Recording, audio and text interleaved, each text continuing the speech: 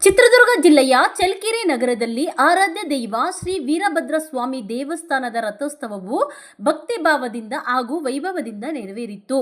ಈ ಮಹೋತ್ಸವದಲ್ಲಿ ಸಾವಿರಾರು ಭಕ್ತರು ಭಾಗವಹಿಸಿ ಸ್ವಾಮಿಗೆ ಜಯ ಎಂಬ ಜಯಘೋಷಗಳ ನಡುವೆ ರಥೋತ್ಸವಕ್ಕೆ ಚಾಲನೆ ನೀಡಿದರು. ಬೃಹತ್ ಹೂವಿನ ಹಾರಗಳು ಹಾಗೂ ಬಣ್ಣ ಬಣ್ಣದ ಬಾವುಟಗಳಿಂದ ಅಲಂಕರಿಸಲಾದ ಭವ್ಯ ರಥದಲ್ಲಿ ಶ್ರೀ ವೀರಭದ್ರ ಸ್ವಾಮಿಯನ್ನು ಆಸೀನಗೊಳಿಸಿ ವಿಶೇಷ ಪೂಜೆ ಸಲ್ಲಿಸಲಾಯಿತು. ಬಳಿಕ ರಥವು ನಗರದ ಪ್ರಮುಖ ಬೀದಿಗಳಲ್ಲಿ ಗಂಭೀರ್ಯದಿಂದ ಸಂಚರಿಸಿದ ವೇಳೆ ಕರಡಿ, ಮಜಲು, ನಂದಿಕೋಲು, ಕೋಲಾಟ, ಡೋಲು, ಕುಣಿತ ಸೇರಿದಂತೆ ಜನಪದ ಕಲಾ ತಂಡಗಳ ಪ್ರದರ್ಶನ ಉತ್ಸವದ ಸಂಭ್ರಮವನ್ನು ಮತ್ತಷ್ಟು ಹೆಚ್ಚಿಸಿತು. ಭಕ್ತರು ಸೂರು ಬೆಲ್ಲ ಹಾಗೂ ಬಾಳೆಹಣ್ಣು ಸಮರ್ಪಿಸಿ ತಮ್ಮ ಹರಕೆಗಳನ್ನು ಸಲ್ಲಿಸಿ ಭಕ್ತಿಭಾವದಿಂದ ಪೂಜೆ ಸಲ್ಲಿಸಿದರು.